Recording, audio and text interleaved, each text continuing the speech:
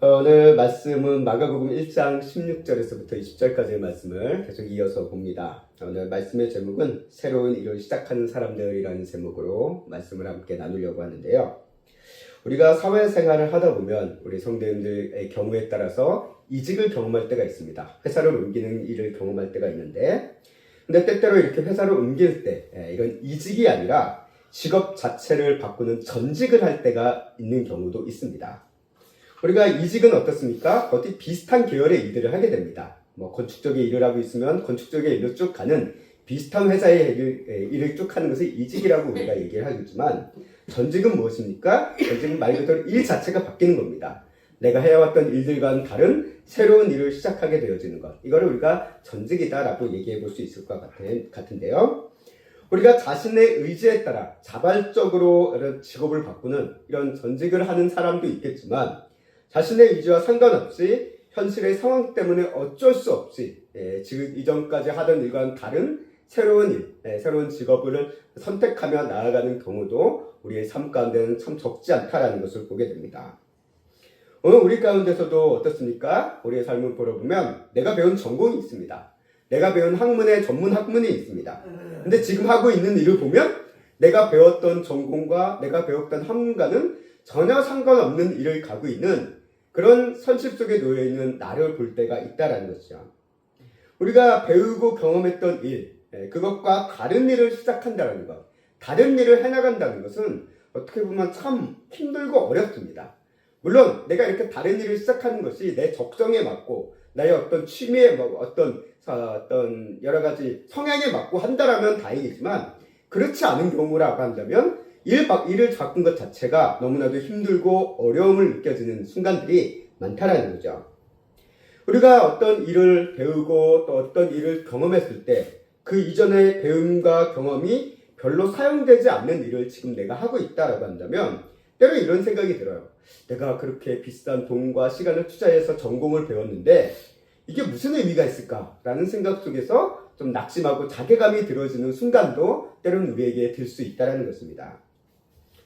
오늘 예수님과 제자들이 만나는 첫 번째 장면을 성경은 기록하고 있는데요. 예수님이 4명의 사람, 물론 이 예수님과의 만나게 했던 어떤 계기에 대해서 복음서는 약간 차이가 있는 부분들이 있까 보게 되지만, 공통적으로 오늘 이 사건, 예수님께서 4명의 제자를 부르는 사건들은 요한복음을 제외한 나머지 복음서에서는 공통적으로 기록되고 있는 사건입니다. 물론 세밀함의 정도는 좀 차이가 있습니다. 이 4명의 사람들을 만나고 예수님께서 부르시는 이 장면이 우리가 보게 되는데, 오늘 이 예수님과의 만남을 통해서 이 4명의 사람들은 어떻습니까? 이전의 직업과 비슷한 이직을 하는 것이 아니라 완전 새로운 길을 가는 것을 우리가 보게 됩니다. 일종의 전직을 하게 된 거죠. 그런데 이들이 선택한 이 새로운 길은 어떻습니까? 과거의 경험과 과거의 능력과 그런 것들이 활용되는 길이 아니었다라는 것을 우리는 충분히 볼 수 있다는 것입니다. 오늘 말씀 가운데 예수님을 만난 4명의 사람들, 이 사람들의 직업은 무엇입니까? 오늘 성경에 분명히 나와 있습니다. 갈릴리 호수에서 물고기를 잡는 어부다라고 얘기하고 있습니다. 어부였습니다. 베드로와 안드레, 형제, 이 두 사람이 형제예요. 그리고 야고보와 요한도 형제다라고 성경에 기록하고 있습니다. 이 두 부류는 같은 영업장을 공유하고 있는 사람들입니다. 갈릴리 호수라는 곳에 같이 영업을 하면서 때로는 동업자이면서 때로는 어떻습니까? 경쟁자이기도 하다는 것입니다. 그런 상황 속에서 있었던 이 두 부류의 사람들을 예수님께서 부릅니다. 어부라는 이 사람들을 부르는데요. 그들을 부르실 때 예수님께서 어떤 말씀을 하셨습니까? 오늘 17절 말씀을 다시 한번 읽어보도록 하겠습니다. 함께 읽겠습니다. 예수께서 이르실 때 나를 따라오라. 내가 너희로 사람을 낚는 어부가 되게 하리라 하시니. 아멘. 참 우리에게 잘 많이 알고 있는 말씀의 내용이긴 한데, 예수님께서 어부인 이 4명의 사람들을 향해 앞으로 너희는 사람을 낚는 어부가 되게 해주겠다라는 말씀으로 그들을 부르시는 것을 보게 됩니다. 요즘으로 말하면 일종의 회사에서 일종의 스카우트한 겁니다. 예수님께서 스카우트하신 거예요.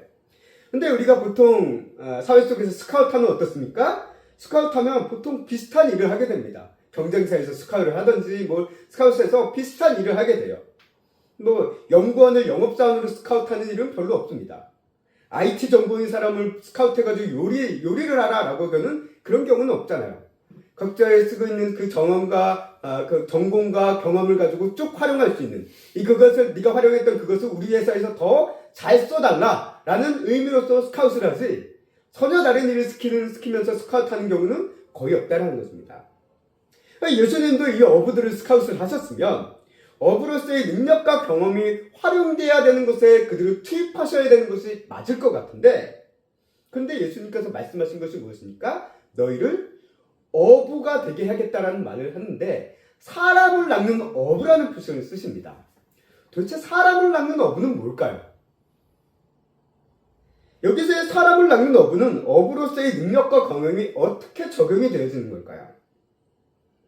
이게 어부, 그리고 사람을 낚는 어부라는 표현을 이래서 뭔가 공통점이 있어 보이긴 합니다. 그런데 생각을 해보면, 이 부분에서 곰곰이 생각해보면 경험적으로 어떤 전공적으로 공통점은 없다라는 것을 우리가 큰 공통점은 별로 없다라는 것을 우리가 깨닫게 됩니다. 예수님께서는 왜 어부들을 불러 이 직업적인 연관성이 없는 사람을 낚는 어부라는 이 표현을 통해서 그들을 부르셨을까요? 이 네 명의 사람들은 어떻습니까? 베드로와 안드레아, 요한과 야고보, 이 네 명의 사람은 평생 갈릴리에서 물고기를 건져 올리며 살았던 사람들입니다. 어떻게 보면 이 직업은 자기들만의 한순간의 직업이 아니라 집안 대대로 물려온 그런 직업일 가능성이 높다라는 거예요. 그래서 오늘 성경 말씀을 보면 야고보와 요한은 어떻습니까? 아버지를 배에 두고 버려두고 왔다라고 얘기하고 있습니다.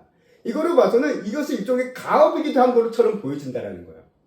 대대로 이어왔던 가업과 같은 일, 그러니 얼마나 전통적으로 쌓여왔던 어떤 어업의 활동의 어떤 노하우라든가 이런 것이 얼마나 많겠습니까? 그런 것들을 다 내버리고 이제 예수님을 따라가기 시작했다는 것입니다. 이들이 살아온 어부로서의 인생은 어떻습니까? 험합니다. 힘듭니다. 또 늘 생선 비린내를 접하면서 몸에 비린내가 풍기는 그런 삶일지도 몰라요. 그런 인생입니다.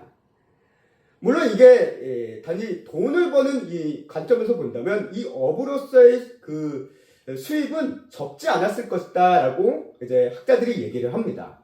이 갈릴리 지역이라는 곳에서 주로 이 민물 생선을 얻고 그것들을 이제 수출하기도 하는 그런 일들을 감당하다 보니까 이 어부로서의 수확량은 그 수입은 결코 작지 않았을 것이다. 우리가 생각하기에는 어부하면 왠지 좀 가난할 것 같아 라는 그런 느낌을 떠올리기 쉽지만 그렇지 않다라고 얘기합니다.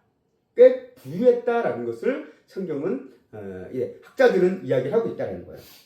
그래서 비록 일은 험하지만 꽤 부유한 생활을 할 수 있는 직업이 어부였고요. 또 이들을 위해서 어떻게 보면 대대로 내려왔던 배도 있었고 그물도 있었던 시설 자본도 가지고 있는 이들이 베드로와 요한과 안드레와 야고보입니다. 누구 밑에서 일하는 그런 노동자가 아니라 하나의 어떤 그 자본 시설을 갖고 있는 그런 사람들이 이 네 명의 사람들이었다는 거예요. 그런데 그런 사람들이 이제 자신의 일을 내려놓고 새로운 일을 시작한다라고 했을 때 참 그 상황은 쉽지 않았을 것이다 라는 생각을 해보게 됩니다. 우리도 어떻습니까? 우리가 배웠던 것과 경험했던 것과 전혀 다른 환경과 적성의 길을 가야 한다는 것을 내 눈앞에 있을 때 그것은 어때요? 우리 마음에 부담으로 다가오게 됩니다. 가능하면 내가 배웠던 배움, 전공, 그리고 경험들을 쭉 살리면서 그것이 더 잘 돼가기를 원하는 것이 솔직한 우리의 기대지 내가 배워왔던 것과는 전혀 다른 생판 모르는 길을 가라라고 얘기한다면 우리는 그 길을 가는 것이 꺼려질 수밖에 없다는 것입니다.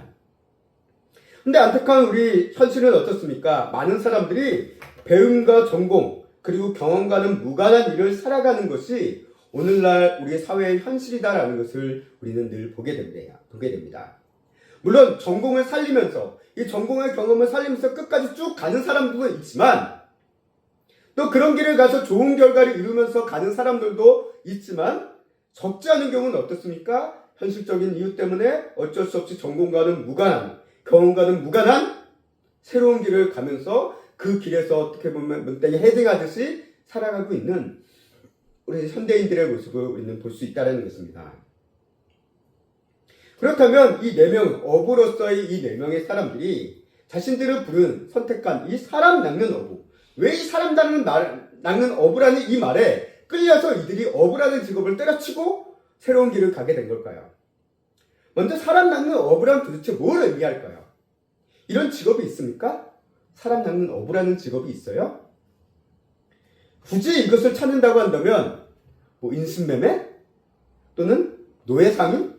로마 시대는 어떻습니까? 로마 시대에는 노예 거래가 그냥 일상의 시대였습니다. 노예가 정말 로마 제국의 상대 경제를 지탱하고 있는 그런 밑바탕의 하나의 존재였다라고 일컬어질 정도로 노예 이런 매매가 흔한 시대가 로마 시대였다라고 얘기합니다. 그래서 노예 상인이라는 거 사람 낚는 어부다라고 표현해 볼 수 있겠죠. 사람을 주고 파니까요. 요즘 우리 한국의 이제 캄보디아 요 사태로 인해서 말이 많잖아요. 그러면서 이제 그 캄보디아 사태로 인해서 뭐 보이스피치 같은 이 범죄 집단에 대해 연루된 것들 막 얘기가 나오고 뉴스에 나오는 얘기들을 우리가 접하게 되는데 이 범죄자들은 어떻습니까? 무고한 사람들을 사람을 낚는 자들이다라는 건 분명합니다. 근데 예수님께서 얘기하는 사람 낚는 어부라는 게 이런 뭐 캄보디아 이런 악한 범죄 집단처럼 악의 길로 끌고 가기 위해서 그들을 함정에 빠뜨려서 끌고 가기 위해서 나는 그런 사람 낚는 어부라는 의미로서 이 말씀을 사용하신 걸까요? 그러나 우리가 알다시피 예수님은 그런 범죄인이나 부정적인 의미로서 사람 낚는 어부라는 표현을 사용하신 것이 아니다라는 것을 우리는 잘 알고 있습니다. 사람 낚는 어부가 무엇이냐라고 해서 우리는 뭔지는 모르겠어요. 아마 이 제자들도 듣고 사람 낚는 어부라고 딱 들었을 때 뭔지는 모르겠지만 뭐 마음의 울림이 있었겠죠. 그리고 어부보다 뭔가 좋아 보이니까 그 길을 갔겠죠. 예수님의 부르심에 따라. 그래서 기꺼이 예수님을 따라 심지어는 가게 하고 있는 일도 그 즉시 내려놓고 갈 정도로 예수님을 따라갔다라고 성경은 얘기하고 있습니다. 근데 우리가 알다시피 예수님이 이렇게 따라간 이유, 예수님의 제자로서 사는 삶을 살기 시작했는데 그 예수님을 따라간 이유, 이들이 가졌던 어부로서의 경험, 그런 능력이 그 예수님 공생의 기간 동안 활용되어졌을까요? 쓰여졌을까요? 4명의 제자들이 어부니까 사람 낚는 어부로 갔으니까 이제 사람들에게 실제 그물을 던져서 그들을 그물로 올가맨 다음에 막 끌어당기는 그런 일을 행했습니까? 그렇지 않습니다. 어부로서의 어떤 모습, 어부로서의 어떤 경험 이런 것들이 활용되어지지는 않았다라는 것입니다. 우리가 건져 올린다라는 표현이 사용되었지만 실제 12 제자이자 사도로서 살아갈 때 이들의 어부로서의 능력은 진짜 활용되지는 않았습니다. 새로운 길에서 이전까지의 어부로서의 능력과 경험 어떻게 보면 그다지 큰 의미가 없었다라는 것을 우리는 발견하게 되는데요. 우리가 이 사람을 낚는다라고 하니까 뭔가 현대적인 관점에서는 부정적인 의미를 생각해 볼 수 있을 것 같습니다. 의미로 다가오게 됩니다. 요즘 워낙 이런 보이스피싱이라든가 이런 사기같이 사람을 낚는 이런 악의적인 범죄들이 많다 보니까 그게 떠올라서 그런지 좀 이미지가 그다지 안 좋은 느낌이 있는데 예수님께서 사용하신 사람을 낚는다라는 이 말씀이 그런 의미가 아니다라는 것이죠. 우리가 이 사람을 낚는 어부로서의 의미를 어떻게 연관지어야 되냐라고 했을 때 예수님께서 이 세상에 오셨다라는 이 의미, 그 목적을 생각해 보면서 이 사람 낚는 어부라는 의미를 생각해 바라봐야 된다는 것입니다. 자, 우리가 알다시피 어부는 어떻습니까? 물고기를 건지는 자들입니다. 물고기의 바닷속에 그물을 던져서 물속에 그물을 던져서 물고기가 그물에 몰리면 그물을 끌어올리는 사람들이 어부예요. 그렇게 물고기를 건져 올리면 어떻습니까? 물 밖에 나온 물고기는 어때요? 죽습니다. 결국은 죽어요. 그리고 어부들은 어때요? 돈을 벌기 위해 생명을 죽이는 일. 그들이 무슨 물고기를 건졌지만 그들의 물고기를 건지는 게 결국 물고기를 죽이는 행위에 불과하다라는 것을 우리는 발견하게 됩니다. 하지만 예수님께서는 왜 사람을 낚으시려는 걸까요? 예수님이 사람을 낚고자 하는 이유는 하나님의 은혜를 주시기 위함이다라는 것입니다. 하나님의 나라의 백성으로 만들어 주시기 위함이고요. 하나님 나라의 영원한 생명을 선물로 주시기 위함입니다.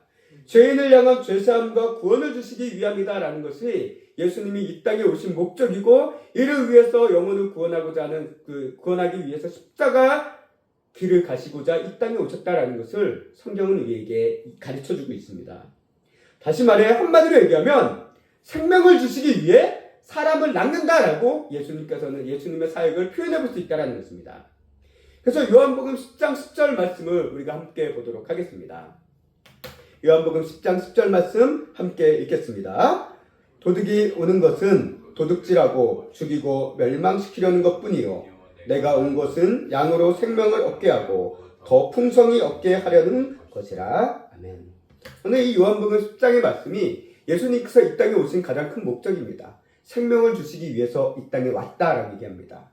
예수님께서 사람을 낳고 사람을 건져 올리고 하는 그 목적은 생명을 주시기 위함이다라고 요한복음 말씀에서는 이렇게 요약을 하고 있다는 것입니다.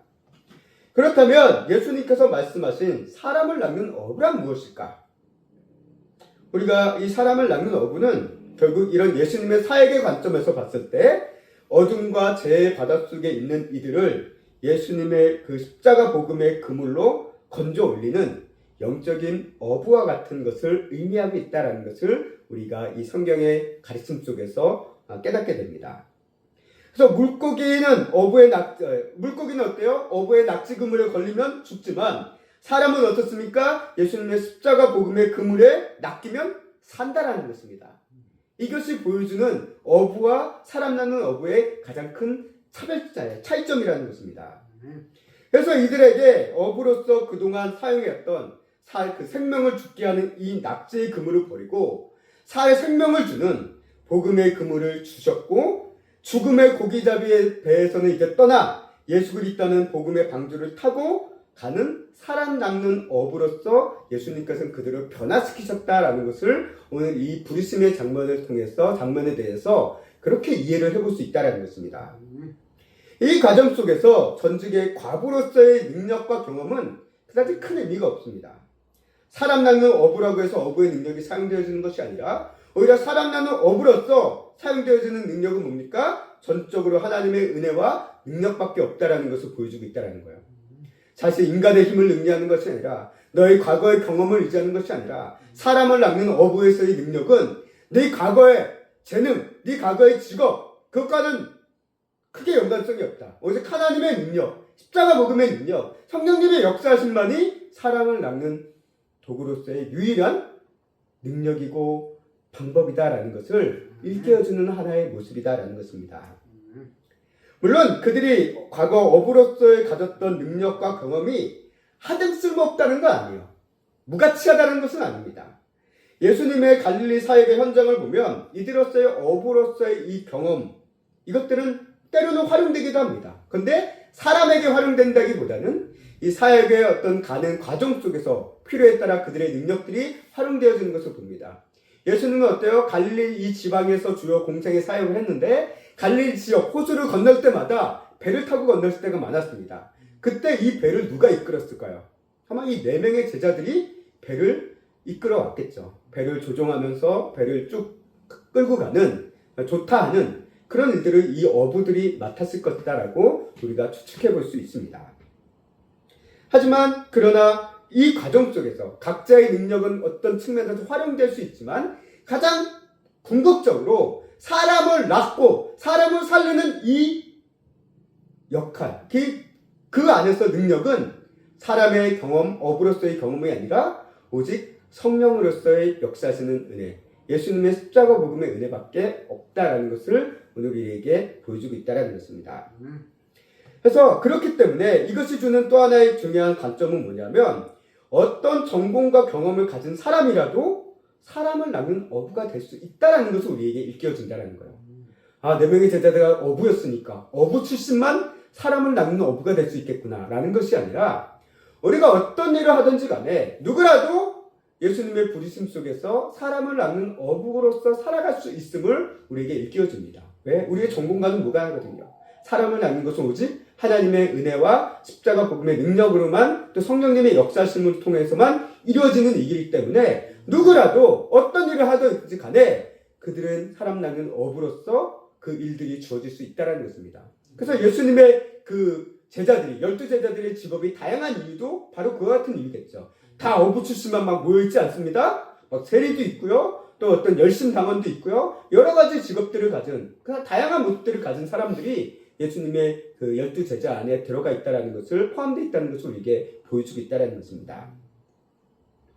오늘 우리도 이런 모습을 바라보며 우리 현실의 상황을 보며 내가 지금 하고 있는 일들, 내가 지금 준비하고 있는 이 과정들을 생각해보며 내가 기존에 과거에 배웠던 이런 전공들이 또는 과거의 직업의 경험들이 내가 이걸 왜 배웠을까? 지금 보니까 아무짝에 쓸모없는데 라는 생각 속에서 우리가 낙심하고 있을지 모릅니다. 하지만 비록 전부는 아닐 수 있지만 일부분은 하나님의 나라의 사역을 위해서 지금도 쓰여질 수 있고 또 하나님께서 앞으로 어떻게 쓰실지는 우리는 알지 못합니다.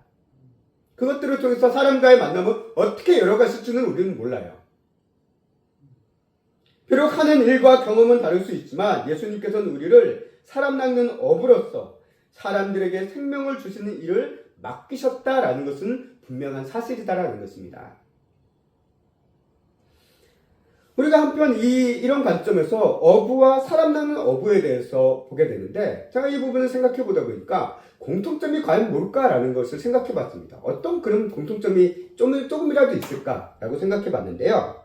그것은 뭐냐면 어부는 물고기를 낚고 사람 낚는 어부는 결국 복음의 그물을 던지며 전도하고 하나님 나라의 백성을 만들기 위해서 애쓰는 사람들을 얘기하고 있는데 그 공통점이 있다는 것입니다. 그건 뭐냐면 어부나 사람 낚는 어부나 그물을 던질 때 어디에 던지냐면 모일 곳에 혹은 모인 곳에 그물을 던진다라는 것입니다. 물고기를 잡기 위해서도 물고기가 있을 만한 곳에 또 자주 모이는 곳에 그물을 던지지 아무데나 그물을 던지지 않습니다. 사람 낚는 어부 역시 복음의 그물을 던질 때 마찬가지입니다. 사람이 모인 곳이나 사람이 모일 수 있는 곳에 복음의 그물이 던져져야 된다는 것입니다. 물론 그것이 어떤 식으로 던져지는지는 상황과 여건에 따라 또 시대에 따라 달라질 수 있지만 분명한 건 복음은 듣는 사람이 있어야 되잖아요. 물론 하나님께서 하신다면 듣는 사람이 없다 하더라도 역사하실 수 있지만 하나님께서는 그렇게 일하시지 않잖아요. 복음의 그물이 던져졌을 때 사람들의 심령이 역사하고 움직이는 것을 원하시지. 그래서 사도 바울도 우리 예수님 사도행전에서도 보면 베드로와 요한이 성전에서 왜 그렇게 외쳤습니까? 사람들이 모이니까 그곳에서 외쳤다라는 것입니다. 사람이 물론 빌립과 같이 어디 광야에 가서 막 에티오피아 내시를 만난 그런 성령님의 이끄심에 따라 특별히 아무도 없어 보이는 대로 가서 복음을 이렇게 전하게 될 계기가 주어지는 순간이 있지만 대부분 어떻습니까? 복음을 전해질 때는 사람이 모인 곳에 복음의 그물을 던졌다라는 것입니다. 베드로도 그랬고요. 사도 바울도 그랬습니다. 모인 곳에 복음의 그물이 던져졌다라는 거예요. 두 번째 공통점은 뭐냐? 그 과정이 힘이 들다는 것입니다. 우리가 여기저기 물고기가 있을 만한 곳을 찾고 그물을 던지고 끌어올리다 보면 때로는 허탕치기도 합니다. 우리가 EBS나 어떤 다큐멘터리 같은 거 보면 어부의 삶에 대해서 보여주는 이야기들이 참 많아요. 보면은 막 자기들이 어떤 그물을 던질 수 있는 표지를 찍어놓고 던지지만 때로는 허탕을 치고 기름값만 쓰고 막 돌아오는 그런 모습들을 보여줄 때도 많이 있다는 것입니다. 오늘 시대까지만 가지 않더라도 성경에도 어떻습니다. 오늘 우리 이 마가복음에 나오지 않았지만 누가복음 말씀을 보면 어때요? 예수님과의 만났던 베드로의 상황이 어떻습니까? 밤새도록 수고했지만 아무것도 없었던 시간이 이 시간이었습니다. 허탕치고 돌아왔어요. 베드로 일행이 예수님을 만났던 때가 그거였습니다. 복음의 그물을 던지는 과정 또한 비슷하다라는 생각을 하게 됩니다. 우리도 찾고 던지고 끌어올려 보지만 눈에 보이는 결과가 없어서 허탕처럼 느껴지는 순간들이 우리가 참 많다는 것입니다. 수고했지만 아무것도 얻지 못하고 낙심하면 우리는 지칠 수 있다는 거예요.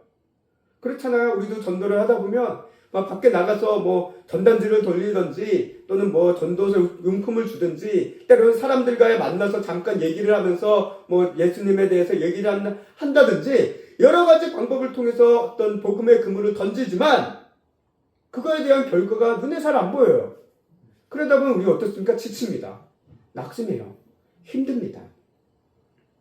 이처럼 어부나 사람 낚는 어부나 그 보물을 던지고 끌어올리는 과정 역시 힘과 수고가 많이 필요하다는 거예요. 사람의 마음의 깊은 마음문이 열리고 주님께로 나아가기 위해서는 긴 시간과 기도가 필요할 때가 참 많다는 것입니다. 그래서 그 인내의 시간이 때로는 우리에게 허탕처럼 다가오는 시간들로 느껴질 때가 너무나도 많다라는 것입니다. 그럼 마지막 공통점은 뭐가 있냐면요. 어부나 사람 낚는 어부나 함께 힘을 맞춰서 끌어올려야 한다는 것입니다. 우리가 오늘 말씀 가운데 나오지 않았지만 예수님의 이 베드로의 이 제자들을 부르긴 누가복음 말씀과 또 나중에 이제 요한복음 이제 마지막 끝부분에 가면 예수님께서 그물을 던져서 물고기를 끌어올리게 하는 장면들이 나오잖아요. 요한복음 153마리를 건지게 하고 이 베드로 누가복음에는 이 깊은 곳에 가서 그물을 던져라라고 하셨던 그 말씀 속에서 물고기를 그물에 가득 차서 끌어올리는 장면이 나옵니다. 그때 끌어올릴 때 베드로 혼자 끌어올리지 않습니다. 누가 끌어올립니까? 함께하고 있는 사람들이 끌어올려요. 심지어는 자기 배에 있는 사람만으로 안 되니까 어떻습니까? 야고보와 요한도 불러가지고 같이 끌어올리는 것을 우리가 보게 됩니다. 이처럼 복음의 그물을 끌어올리는 것은 혼자 할 수 없다는 것입니다. 물고기의 어부들도 그 물고기의 그물을 끌어올리기 위해서는 함께 올려야 되는 것처럼 함께하는 이들이 필요하다는 것입니다. 그게 이제 기도로 함께하는 사람이 필요하기도 하고요. 전도의 현장에서 함께하는 사람이 필요하기도 합니다. 또는 누군가가 찾아왔을 때 섬김으로 봉사로서 도와주는 사람이 필요하기도 하고 또 그 사람을 기도와 양육으로 돌보는 사람이 필요하기도 하다는 거죠. 이 복음의 그물을 끌어올리는 것은 혼자 하는 게 아니에요. 원맨쇼가 아닙니다. 목회자 혼자 할 수 있는 영역이 아닙니다. 함께하는 사람들이 있어야지 이 복음의 그물을 제대로 끌어올릴 수 있다는 것이죠. 교회 공동체가 함께 해야 되는 것이고 이 교회 공동체는 이 사람 낚는 어부로서 예수 그리스도라는 이 신앙의 방주 위에서 그물을 던지면서 나아가는 것이 바로 교회 공동체다라는 것을 이 말씀을 통해서 다시 한번 깨닫게 해주십니다. 그렇다면 오늘 이런 의미에서 이제 4명의 어부들을 부르신 이 이야기를 바라보며 그럼 오늘 이 부르심이 우리에게 오늘 현대를 살아가는 우리 성도들에게 어떤 신앙적인 의미가 있을까라는 것을 생각해 보려고 합니다. 베드로와 안드레, 요한, 야고보 이 4사람은 모두 예수님의 부르심에 즉각적으로 응답을 하잖아요. 그래서 모두 배와 그물을 버려두고 가족도 내버려두고 예수님을 쫓았다라고 얘기하고 있습니다. 그러면 오늘 우리도 이렇게 해야 된다는 의미일까요?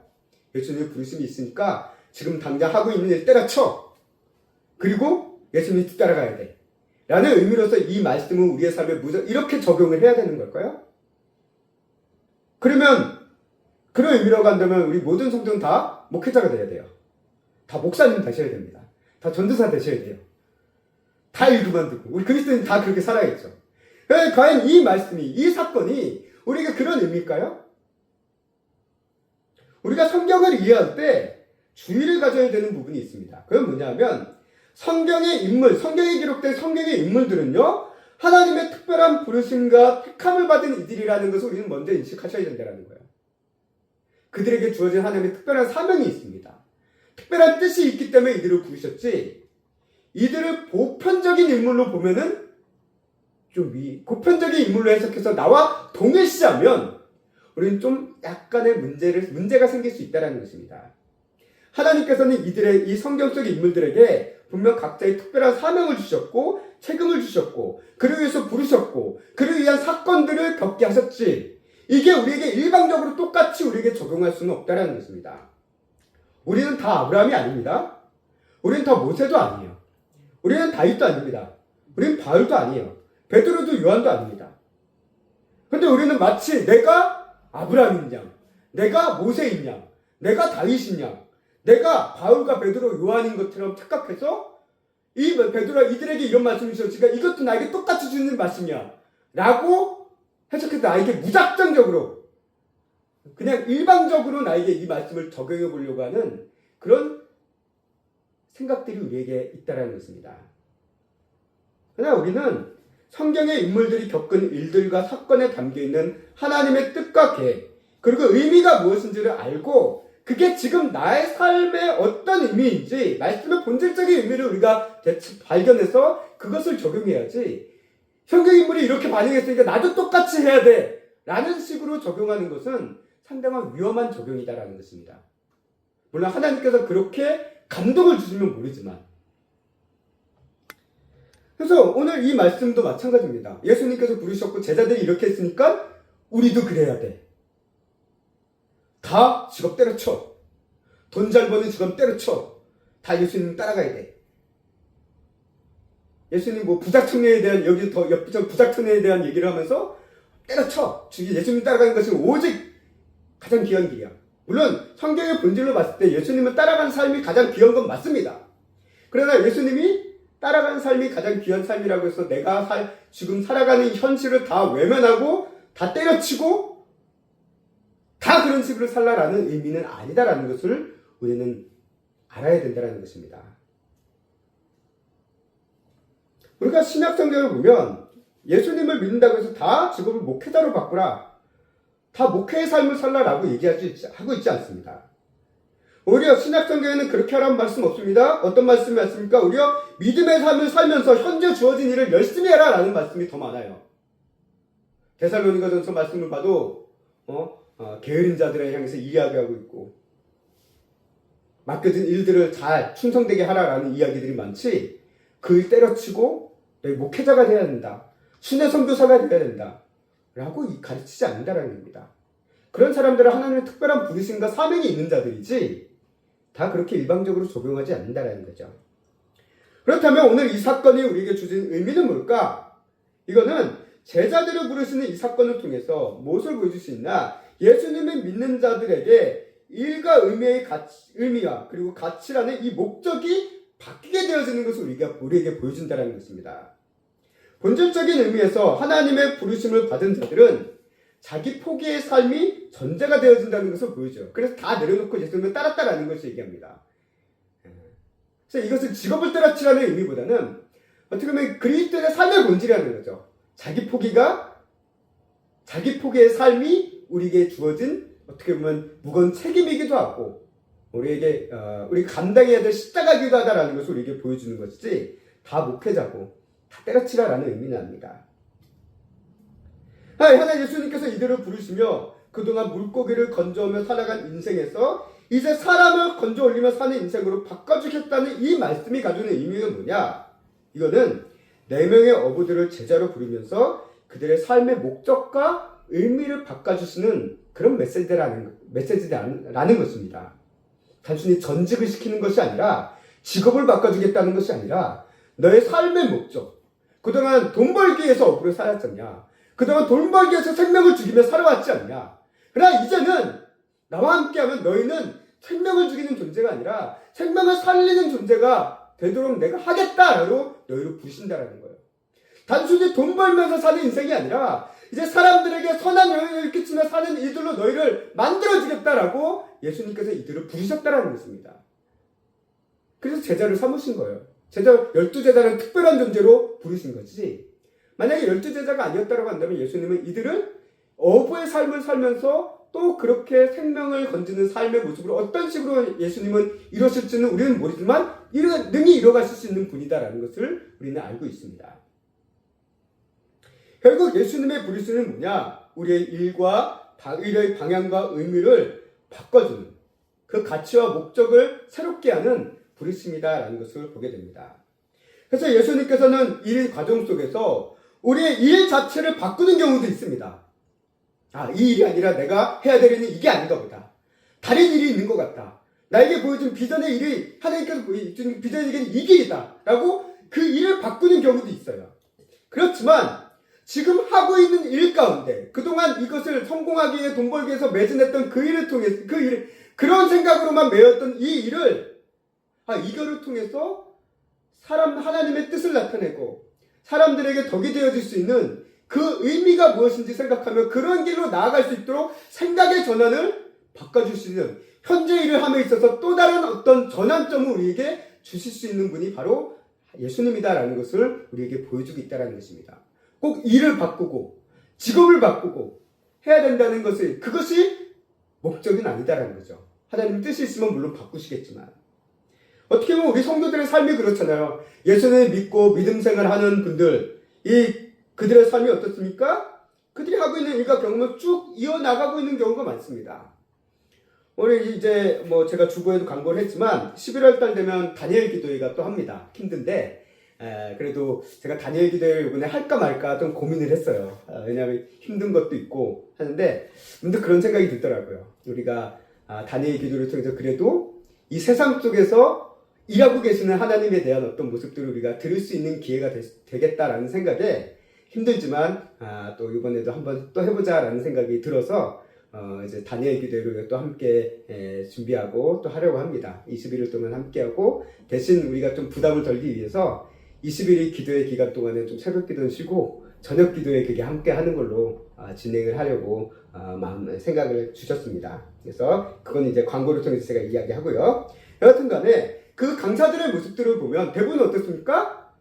하나님을 만났는데 새로운 일을 한다기보다는 하고 있는 일 그대로 하는데 다른 관점에서 다른 목적으로 그 일의 전환점이 바뀌어가면서 일들이 이뤄가는 이야기들을 할 때가 참 많다라는 것을 우리는 보게 됩니다. 예수님은 바로 이와 같은 식으로 우리를 부르신다라는 것입니다. 어떤 직업이건 일이건 예수님은 우리의 일의 의미와 목적을 새롭게 만들어주시는 분이다라는 것을 오늘 이 제자들의 부르심을 통해서 우리에게 깨우쳐주시는 중요한 메시지다라는 생각을 말씀을 준비하면서 해보게 되었습니다.